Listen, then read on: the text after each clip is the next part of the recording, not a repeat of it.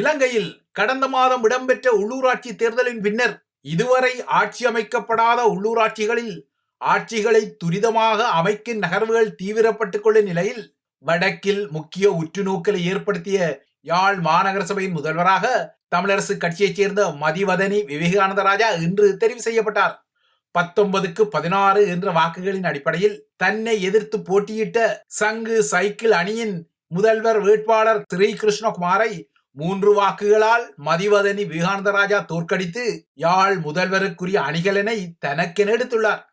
வடக்கின் உள்ளூராட்சி சபைகளை மையப்படுத்தி இடம்பெறும் நம்பர்ஸ் கேம் எனப்படும் எண்களின் விளையாட்டு பல பரீட்சையில் இப்போது யாழ் மாநகர சபையை மையப்படுத்திய பல பரீட்சை தற்காலிகமாக முடிந்துவிட்டது.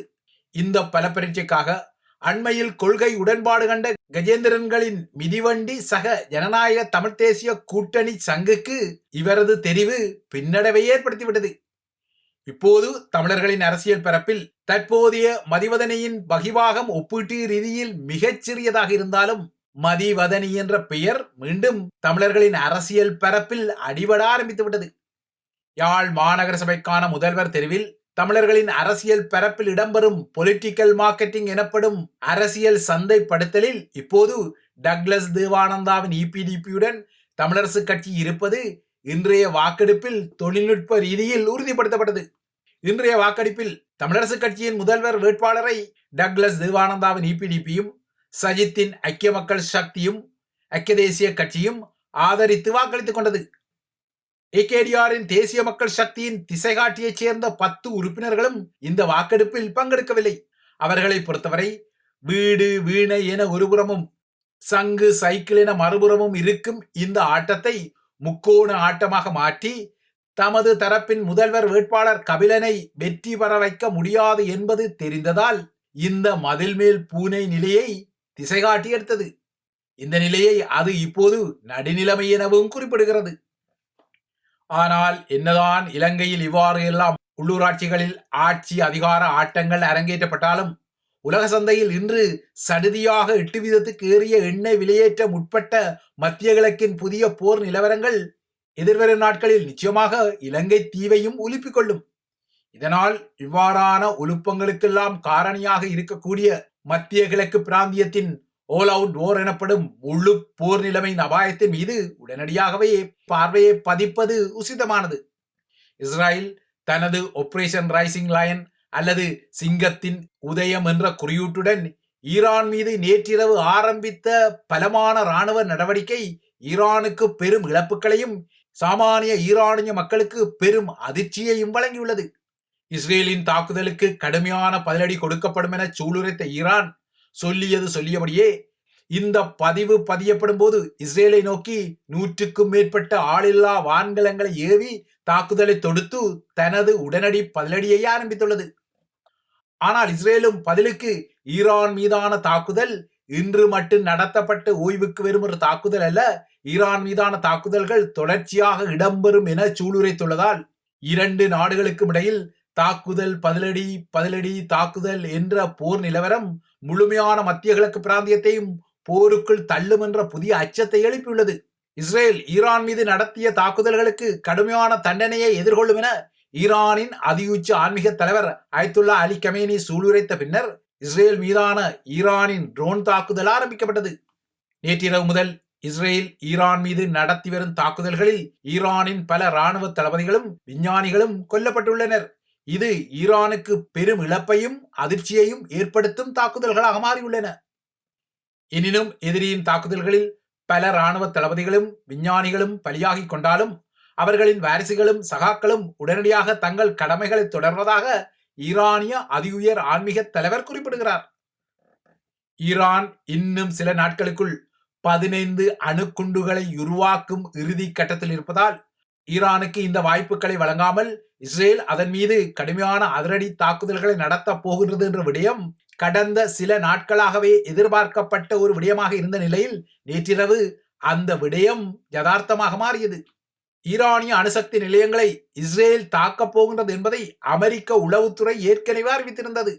இதேபோல நேற்று முன்தினம் ஈராக், பஹ்ரைன், குவைத்தில் உள்ள அமெரிக்க தூதரகங்களில் ஈராக், பஹ்ரைன், குவைத் மற்றும் குர்திஸ்தானில் உள்ள அமெரிக்க தூதரகங்களில் இருந்து அவசியமற்ற ராஜதந்திர பணியாளர்களை அமெரிக்கா அவசரமாக வெளியேற்றிய விடயமும் மத்திய கிழக்கின் கொதிநிலைகளுக்கு புதிய ஆதாரத்தை வழங்கியிருந்தது. இந்த நிலையில் ஈரானிய அணுசக்தி திட்ட இலக்குகள் மீதும் ஈரானின் நீண்ட தூர ஏவுகணை தளங்கள் மீதும் அதன் உற்பத்தி கூடங்கள் என சந்தேகிக்கப்படும் இடங்கள் மீதும் இஸ்ரேல் கடுமையான தாக்குதலை இருளோடு இருளாக நடத்தியது. இது ஒரு வரலாற்று தாக்குதல் என இஸ்ரேலிய ராணுவம் கூறுகிறது. ஈரான் முழுவதிலும் இருந்த பல இலக்குகள் துல்லியமாக ஒருங்கிணைக்கப்பட்ட தமது ராணுவ நடவடிக்கையில் தாக்கப்பட்டதாக இஸ்ரேல் குறிப்பிடும் நிலையில், இஸ்ரேலின் கூற்றுக்கு ஆதாரமாக ஈரானில் பல இடங்களில் வெடியோசைகளும் பெரும் தீப்பரவல்களும் ஏற்பட்டன. பல இடங்களில் அடுக்குமாடி கட்டிடங்கள் தீப்பிடித்து எரிவதையும் அவற்றை ஈரானின் தீயணைப்பு படை பிரிவுகள் அணைக்க போராடி கொள்வதையும் ஈரானிய அரசு தொலைக்காட்சியே காணொளிகளாக காட்டியது. பல இஸ்ரேலிய போர் விமானங்கள் ஈரானிய தலைநகர் தெஹ்ரான் உட்பட்ட இடங்களில் கடும் குண்டுவீச்சுக்களை நடத்தின. இந்த தாக்குதல்கள் தமது ஆபரேஷன் ரைசிங் லைனின் முக்கிய பகுதிகள் என இஸ்ரேலிய பிரதமர் பெஞ்சமின் நெத்தன்யாகு கூறினார். இஸ்ரேலிலும் தற்போது அவசரகால நிலை அறிவிக்கப்பட்டு பொதுமக்கள் இயன்றவரை பதுங்கு குழிகளுக்குள் செல்லுமாறு அறிவுறுத்தப்பட்டுள்ளனர். இஸ்ரேல் ஈரான் மீது நடத்திய தாக்குதல்களில் மத்திய ஈரானின் நடான்ஸ் பகுதியில் உள்ள யுரேனிய செறிவூட்ட நிலையம் பல முறை இலக்கு வைக்கப்பட்டது. இந்த தாக்குதலில் ஈரானிய தலைநகர் தெஹ்ரானில் உள்ள ஈரானின் புரட்சிகர படையணி கட்டளை மையம் தீப்பிடித்து எரிந்த நிலையில் அங்கிருந்த புரட்சிகர காவல் படையின் கமாண்டர் இன் சீஃப் எனப்படும் தலைமை தளபதியான மேஜர் ஜெனரல் ஹொசைன் சலாமியும் பலியாகியுள்ளார். அதேபோல ஈரானிய ராணுவத்தின் தலைமை தளபதியான மேஜர் ஜெனரல் முகமது பகேரியும் இஸ்ரேலிய தாக்குதலில் பலியாகியுள்ளார். இஸ்ரேல் நடத்திய தாக்குதலில் ஈரானின் 2 முக்கிய உயர் படைத்துறை முகங்கள் பலியானமை ஈரானின் படைத்துறைக்கு பெரும் இழப்பாக மாறியுள்ளது.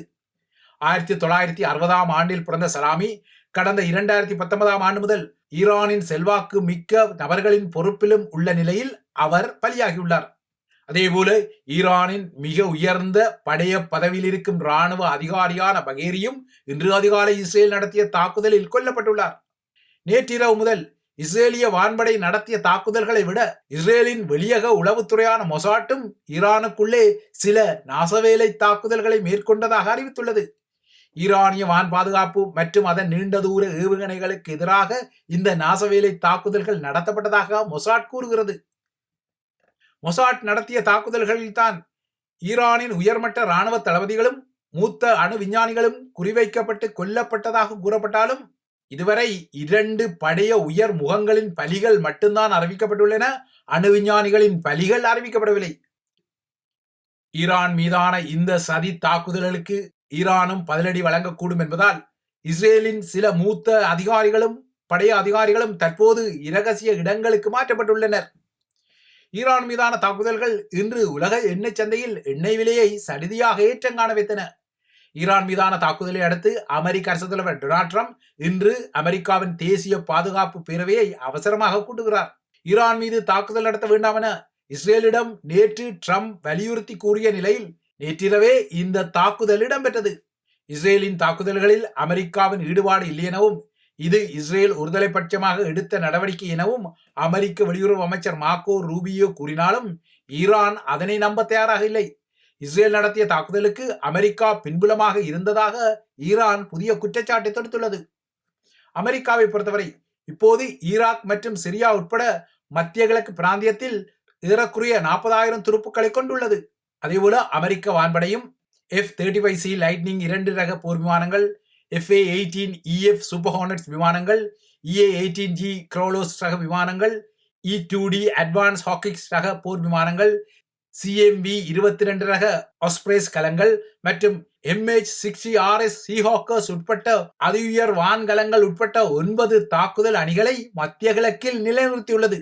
இஸ்ரேலை பொறுத்தவரை ஈரான் சில நாட்களுக்குள் 15 அணுக்குண்டுகளை உருவாக்கி கொண்டால் தனது இருப்புக்கு பெரும் நெருக்கடி உருவாகும் என்பதால் இந்த தாக்குதல்களை அது அதிரடியாக மேற்கொண்டுள்ளது.